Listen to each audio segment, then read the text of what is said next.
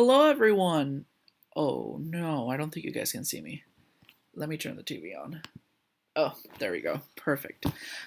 I hope you guys are enjoying your week. This text is actually going to be very interesting. I remember reading this when I was in high school, and I thought it was very disturbing and interesting. So I hope it's one of those stories that you can take on with you for the rest of your life. So here we go. So this text is called Harrison Bergeron, and it's by Kurt Vonnegut. This story was written in 1961, and for the story to be published in 1961 was a big deal. It was like very social, like commentary. So it was very interesting to see something like this published during this time. So a little bit more about Kurt Vonnegut. He was born in 1922 and died in 2007. He was an American writer. He was best known for his novel Slaughterhouse-Five. And in this short story, all the citizens have made equal, but at what cost? So I'm going to go ahead and turn the TV off so I can read the text for you. And the way that this assignment works is how the other ones have. So once you have a question, I will go ahead and say, read the question. I'll say pause the video to answer the question now, and you can pause the video to answer the question. Once you're done, click play, and we can keep going. All right, here we go. Let me go ahead and turn the TV off. Perfect. All right, so here we go. The year was 2081, and everyone was finally equal. They weren't equal before God and the law. They were equal every which way. Nobody was smarter than anybody else. Nobody was better looking than anybody else. Nobody was stronger or quicker than anybody else. All this equality was due to the 211th and 212th and 213th Amendments to the Constitution and to the unceasing vigilance of the agents of the United States Handicapper General. Some things about living still weren't quite right, though. April, for instance, still drove people crazy by not being springtime, and it was in that clammy month that the H.G. men took George and Hazel Bergeron's 14-year-old son Harrison away. It was tragic, all right, but George and Hazel couldn't think about it very hard. Hazel had a perfectly average intelligence, which means that she couldn't think about anything except in short bursts. And George, while his intelligence was way above normal, had a little mental handicap radio in his ear. He was required by law to wear it at all times. It was tuned to a government transmitter. Every 20 seconds or so, the transmitter would send out some sharp noise to keep people like George from taking unfair advantage of their brains. So here's the first two questions. The first one says, in the beginning, the setting is described as being perfect. How so? And what was the first action that disrupted this utopia? And if you don't know what a utopia is another word for saying a perfect world. And if you don't know what the opposite of a utopia is, I will tell you now that it's called a dystopia. Okay, so go ahead and pause the video now to answer the question.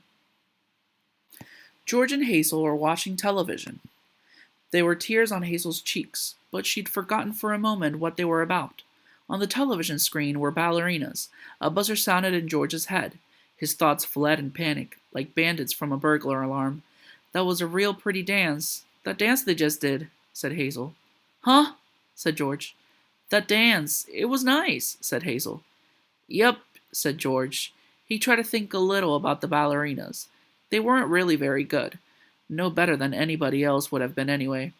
They were burdened with shosh weights and bags of birdshot, and their faces were masked, so that no one, seeing a free and graceful gesture or a pretty face, would feel like something the cat drug in. George was toying with the vague notion that maybe the dancers shouldn't be handicapped, but he didn't get very far with it before another noise in his ear radio scattered his thoughts. George winced. So did 2 out of the 8 ballerinas. Hazel saw him wince. Having no mental handicap herself, she had to ask George what the latest sound had been. Sounded like something hitting a milk bottle with a ball-peen hammer, said George. I think it would be real interesting hearing all the different sounds, said Hazel, a little envious. All the things they think up. Said George. Only if I was handicapper, General.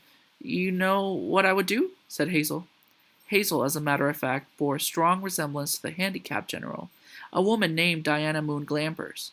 If I was Diana Moon Glampers, said Hazel, I have chimes on Sunday, just chimes, kind of in honor of religion. I could think of it was just chimes, said George. Now here's another question. Describe the rules that George must follow. Go ahead and pause the video now to answer the question. Alright, let's keep going. Well, maybe make them real loud, said Hazel. I think I'd make a good handicapper, General. Good as anybody else, said George. Who knows better than I do what normal is, said Hazel. Right, said George. He began to think glimmeringly about his abnormal son who was now in jail, about Harrison, but a 21-gun salute in his head stopped that. Boy, said Hazel, that was a doozy, wasn't it? It was such a doozy that George was white and trembling, and tears stood on his rims of his red eyes. 2 of the 8 ballerinas had collapsed to the studio floor, and they were holding their templates. All of a sudden you look so tired, said Hazel. Why don't you stretch out on the sofa, so you can rest your handicap bag on the pillows, honey bunch? She was referring to the 47-pound of birdshot in a canvas bag, which was padlocked around George's neck. Go on and rest the bag for a little while, she said. I don't care if you're not equal to me for a while. George weighted the bag with his hands. I don't mind it, he said. I don't notice it anymore. It's a part of me. You've been so tired lately. Kind of wore out, said Hazel. If there was just some way we could make a little hole in the bottom of the bag, and just take out a few of them lead balls, just a few.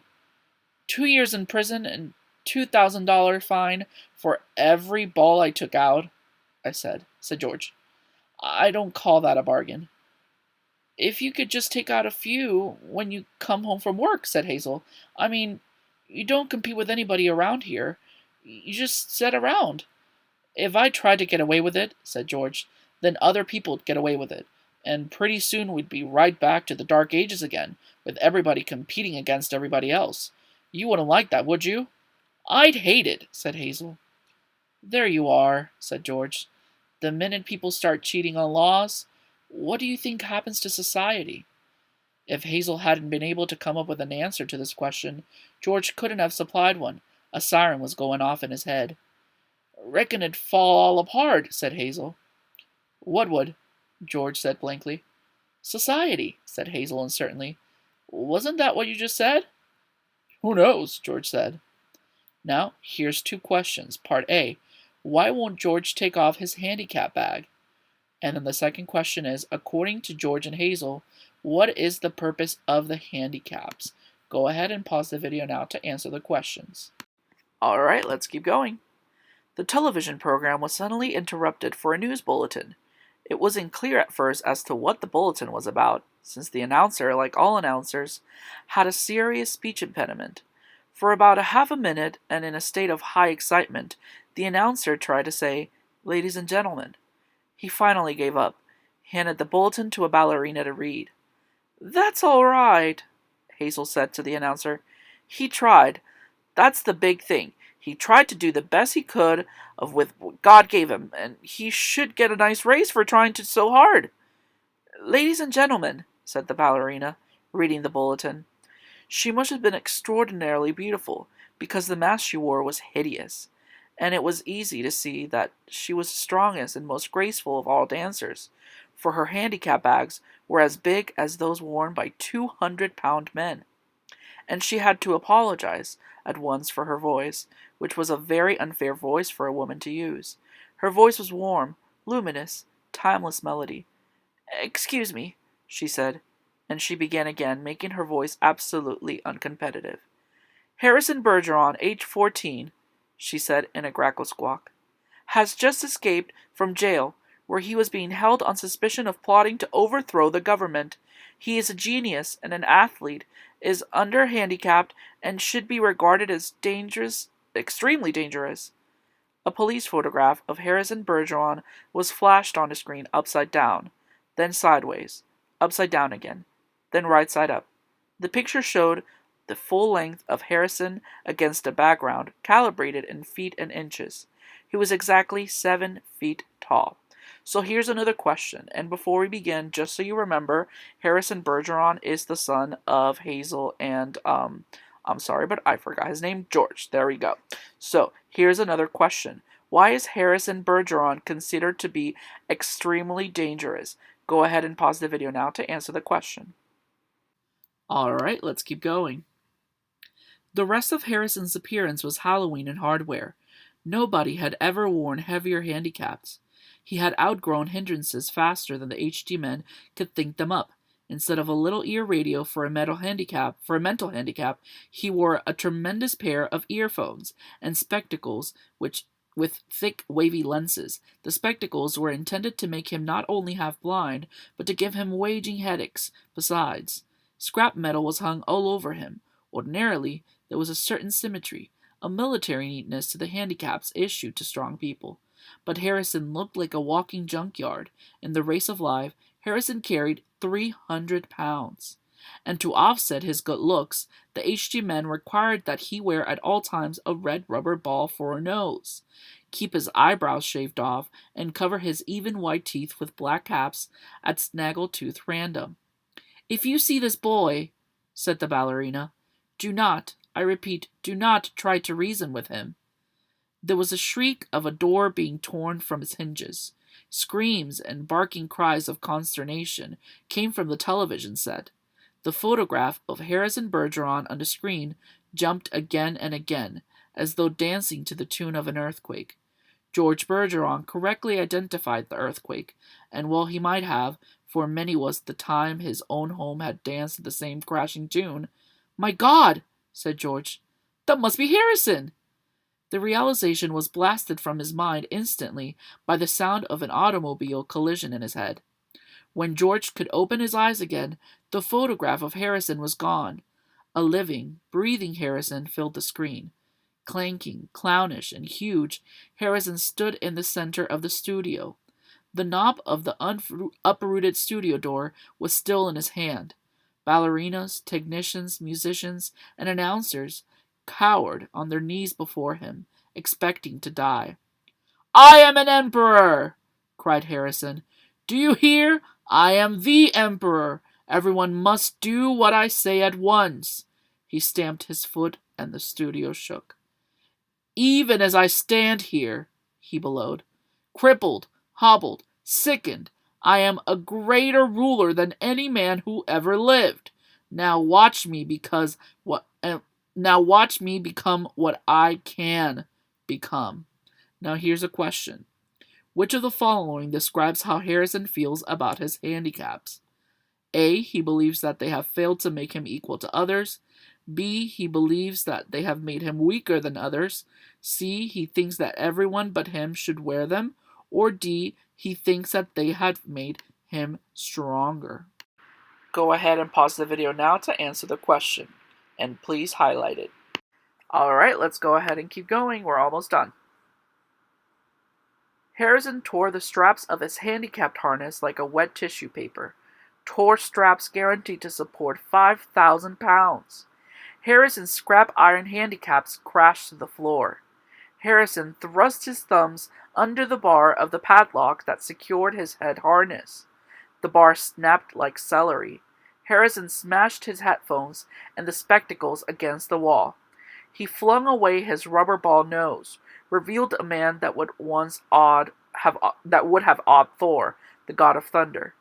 "I shall now elect my empress," he said, looking down to the cowering people. "Let the first woman who dares rise to her feet claim her mate and her throne." A moment passed, and then a ballerina arose, swaying like a willow. Harrison plucked the metal handicap from her ear, snapped off her physical handicap with marvelous delicacy. Last of all, he removed her mask. She was blindingly beautiful. Now, here's another question. How does Harrison select his partner? Go ahead and pause the video now to answer the question. Alright, let's keep going. "Now," said Harrison, taking her hand, "shall we show the people the meaning of the word dance?" "Music!" he commanded. The musicians scrambled back into their chairs, and Harrison stripped them of their handicaps too. "Play your best," he told them, "and I'll make you barons and dukes and earls." The music began. It was normal at first, cheap, silly, false. But Harrison snatched two musicians from their chairs, waved them like batons, and he sang the music as he wanted it played. He slammed them back into their chairs. The music began again, and was much more improved. Harrison and his empress merely listened to the music for a while, listening gravely, as though synchronizing their heartbeats with it. They shifted their weights to their toes. Harrison placed his big hands on the girl's tiny waist, letting her sense the weightlessness that would be soon hers. And then, in an explosion of joy and grace, into the air they sprung. Not only were there laws of the land that were abandoned, but the loss of gravity and the loss of motion as well. They reeled, whirled, swiveled, flounced, capered, gamboled, and spun. They leaped like deer on the moon. The studio ceiling was 30 feet high, but each leap brought the dancers nearer to it. It became their obvious intentions to kiss the ceiling. They kissed it, and then, neutralizing gravity with the love and pure will, they remained suspended in the air inches below the ceiling, and they kissed each other for a long, long time. So now, here is another question. What happens as Harrison and the ballerina dance? So what is happening right now to them? Alright, go ahead and pause the video to answer the question. Alright, let's keep going. It was then that Diana Moon Glampers, the handicap general, came into the studio with a double-barreled 10-gauge shotgun. She fired twice, and the emperor and the empress were dead before they hit the floor. Diana Moon Glampers loaded the gun again. She aimed it at the musicians and told them that they had 10 seconds to put their handicaps back on. It was then that the Bergeron's television tube burned out. Hazel turned to comment about the blackout to George, but George had gone out into the kitchen for a can of beer. George came back in with the beer, paused while a handicap signal shook him up, and then sat back down. "You've been crying," he said to Hazel. "Yep," she said. "What about?" he said. "I forget," she said. "Something real sad on television." "What was it?" he said. "It's all kind of mixed up in my mind," said Hazel. "Forget sad things," said George. "I always do," said Hazel. "That's my girl," said George. He winced. There was a sound of a riveting gun in his head. "Gee, I could tell that one was a doozy," said Hazel. "You can say that again?" said George. "Gee," said Hazel, "I could tell that one was a doozy." Now here's 2 more questions. Part A, how does George and Hazel react to the sight they just witnessed on television? And Part B, why don't George and Hazel try to remember what they saw? And then you have 2 more questions, and these are your 2 final analysis questions for the story. The first one is, do the handicaps created for the people in this utopian society promote real equality? And go ahead and explain. And you can answer that right here. And then the second question says, what does Diana Moon Glampers, the handicapper general, symbolize? What is her role in the story? Try to figure that one out and make sure to use textual evidence from the text, and you can answer that one right here. Well, I hope you guys like the story. Again, this is a very, very interesting story that has a lot to it. So if you have any questions about it, or if there's anything you would like me to clarify, please let me know. And when you're done with this assignment, go ahead and turn it in. Bye, guys.